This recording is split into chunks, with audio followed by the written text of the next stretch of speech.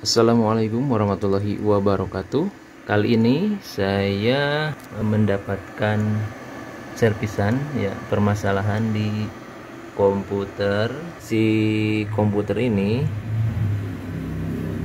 mempunyai permasalahan, yaitu terkadang si Windows-nya pada saat komputer dinyalakan, pada bagian starting Windows-nya itu selalu stuck ya, atau berhenti. Nah,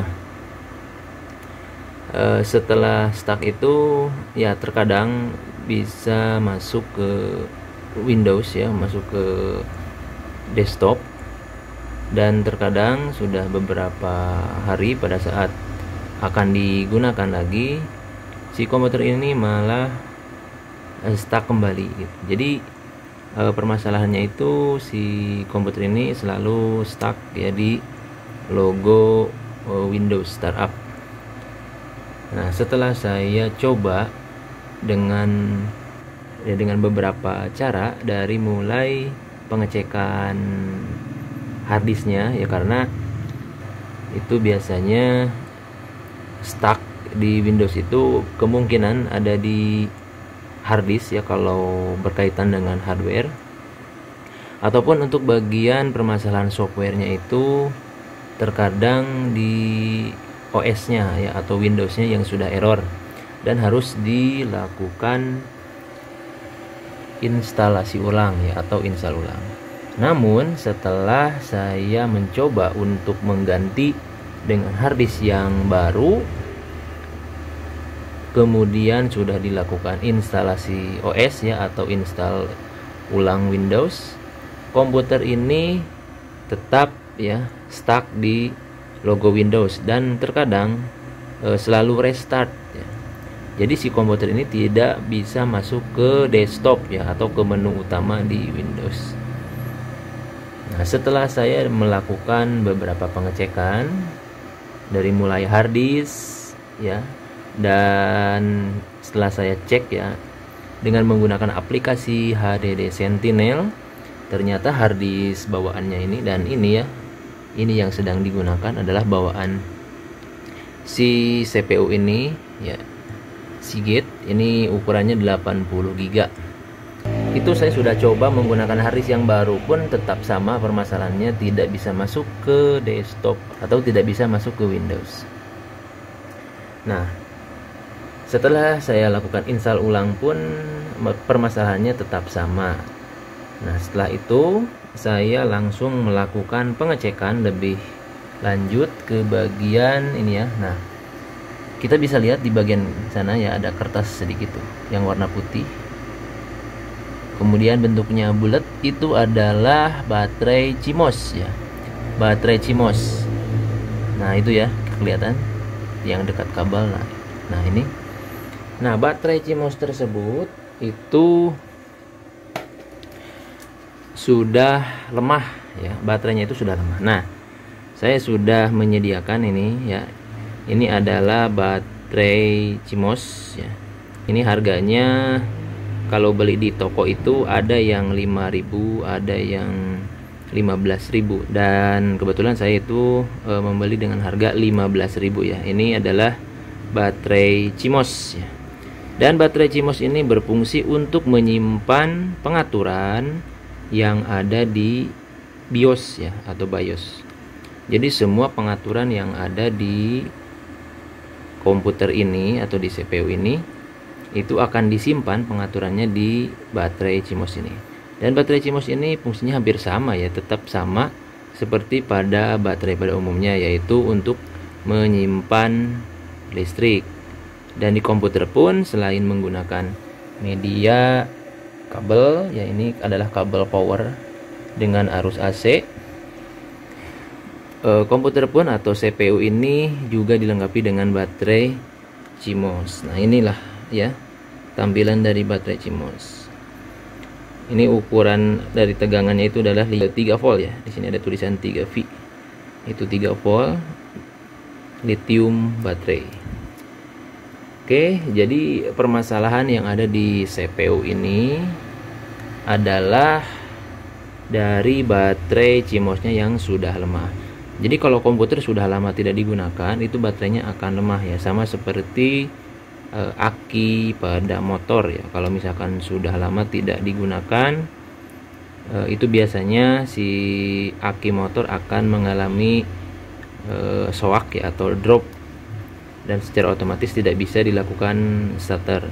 Nah, di komputer pun sama. Jadi kalau misalkan komputer ini tiap harinya selalu digunakan, tentunya baterai CMOS ini akan selalu terisi oleh listrik ya, atau dicas lah, akan selalu menyimpan listrik. Nah, jika si komputer ini sudah lama tidak digunakan, tentunya baterai ini akan mengalami penurunan ya dari tegangan listriknya ya. Jadi permasalahan di komputer ini sudah terpecahkan, yaitu dari baterai CMOS-nya yang sudah lemah.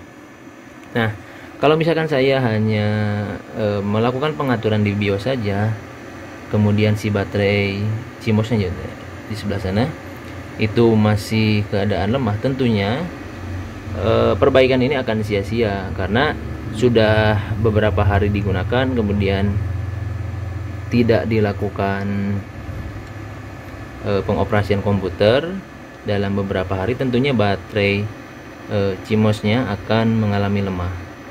Nah, tentunya akan merubah settingan yang ada di BIOS ya, termasuk pengaturan seperti waktu ya. Tentunya hal tersebut bisa mengganggu proses booting ke Windows.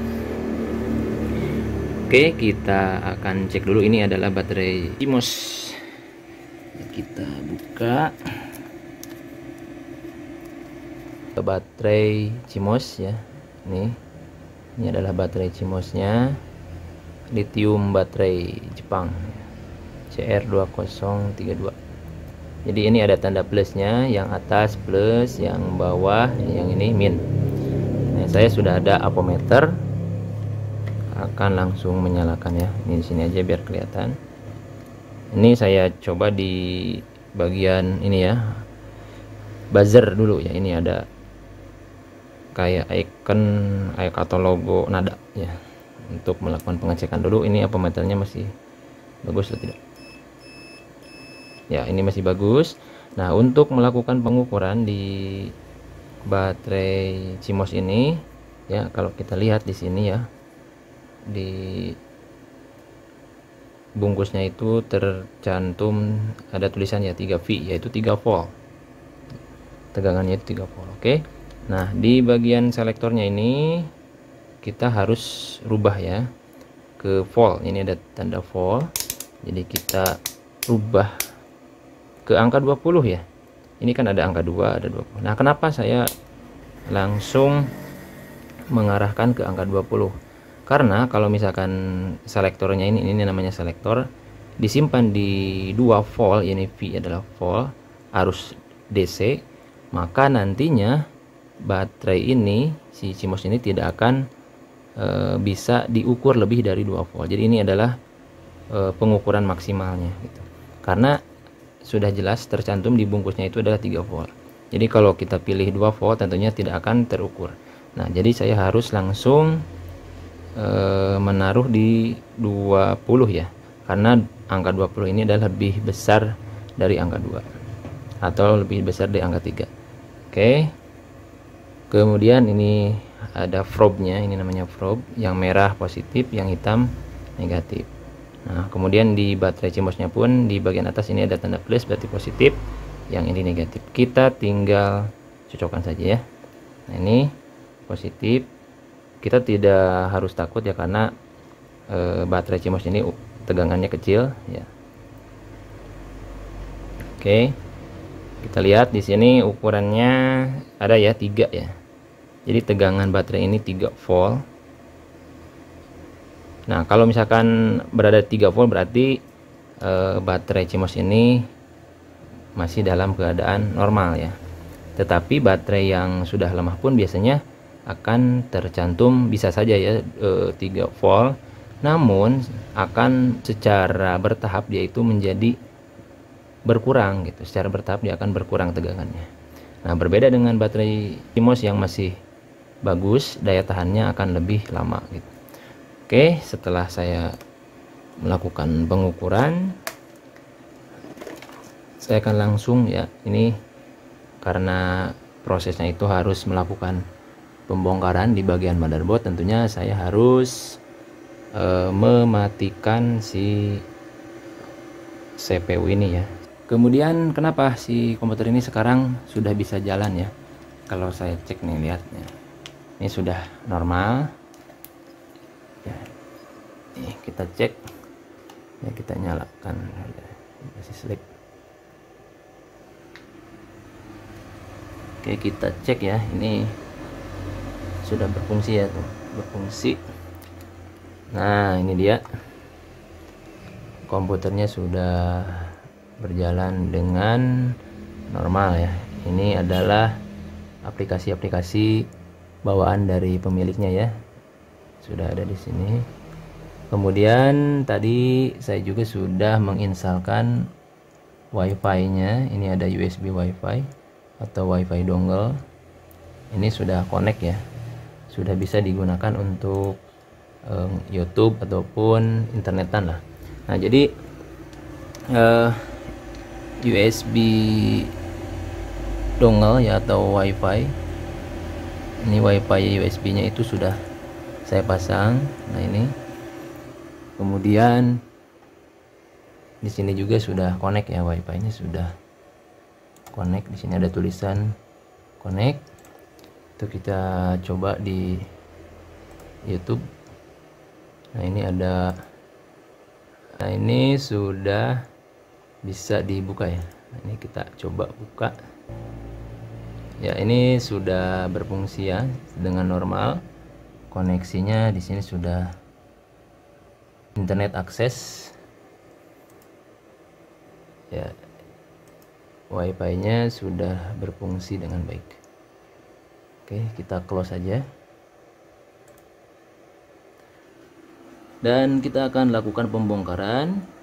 Kita shutdown dulu ya, shutdown dulu. Nah, setelah dilakukan shutdown, itu kita tidak cukup ya hanya men-shutdown saja. Tentunya kita harus membongkar. Ini kan ada kabel VGA yang menyambung ke monitor. Kemudian ini adalah kabel power yang ke terminal listrik. Jadi kalau misalkan dua kabel ini tidak kita lepas, tentunya pada saat proses servis ya, tangan kita meraba ya komponen-komponen yang ada di CPU, tentunya akan terjadi sengatan listrik ya, berpengaruh terhadap komponen dari CPU ini ya. Oke, kita langsung melakukan pembongkaran ya. Dan di sini saya akan langsung membongkar baterai CMOS yang bermasalah. Dan kita akan lakukan penggantian dengan baterai CMOS yang baru. Kita bongkar dulu, jangan lupa. Ini wajib dibuka karena untuk menghindari sengatan listrik. Nah, setelah dibuka, kita langsung menuju ke bagian baterai CMOS.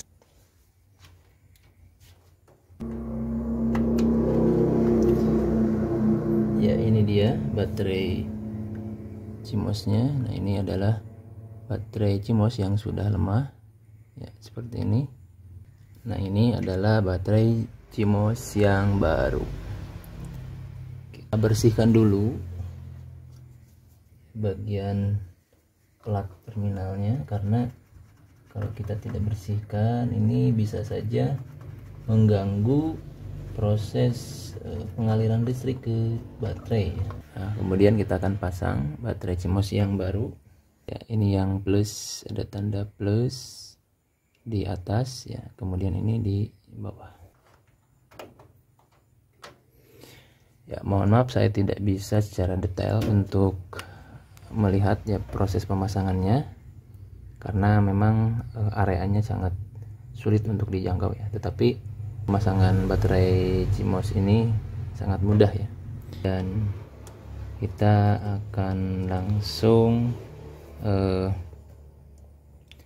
melakukan pemasangan cover ya. Ini sudah selesai seperti biasa.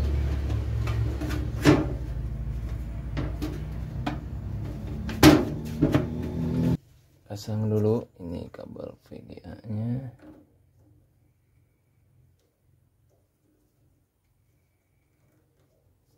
Kemudian ini adalah kabel powernya. Ya, ini sudah menyala ya. Ini kipasnya pun sudah berputar, dan ini wifi nya sudah terpasang, dan ini tampilan. Nah, karena tadi kita sudah melakukan penggantian baterai maka akan stuck dulu di tampilan ini, namanya post BIOS. Di sini ada keterangan ya, CMOS setting wrong ya. Jadi ada pengaturan yang salah, kemudian CMOS date time not set ya, atau belum di setting. Kemudian F1 untuk melanjutkan atau continue ya, F2 untuk run setup. Nanti kita sudah klik F2. Nah, masuk ke tampilan ini ya, ini tampilan BIOS. Nah, kemudian kita rubah untuk bagian ininya, ID configuration. Nah, kita cek di bagian SATA 1 karena di sini yang terpasang adalah harddisk di SATA 1 ya. Kemudian di bagian tadi itu ada tulisan pengaturan jamnya yang salah ya. Kita ke bagian ini dulu, bagian tanggal, bulan, dan tahun. Setelah itu di bagian waktunya ya. Kemudian kita save, change, and exit. Yes. Oke, sudah selesai pengaturan di BIOS. Kali ini kita akan memperhatikan ya di sini. Nah,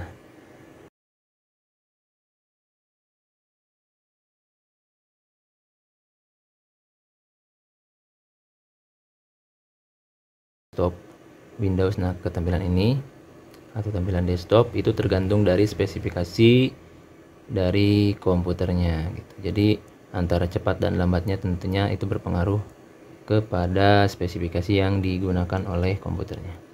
Ya, ini sudah masuk ya. Ini sudah masuk, dan ini aplikasinya masih utuh, tidak ada yang dihapus.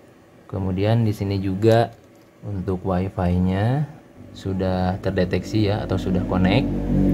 Dan ini adalah wifi-nya ya, wifi dongle atau USB wifi, ini sudah terpasang dan ini sudah connect. Kemudian saya akan lakukan pengecekan untuk baterai CMOS yang tadi kita vonis ya rusak atau lemah. Baterai CMOS yang tadi kita coba ganti ya, karena seperti pada umumnya untuk baterai ini akan secara berangsur menurun ya, menurun tegangannya ataupun daya tahannya akan menurun jika umurnya ini sudah lama ataupun komputer jarang dinyalakan. Jadi kita cek ya, ini ada di angka 2 ya. Kita sudah cek tadi pada baterai CMOS yang masih bagus itu berada di angka 3, dan ini untuk baterai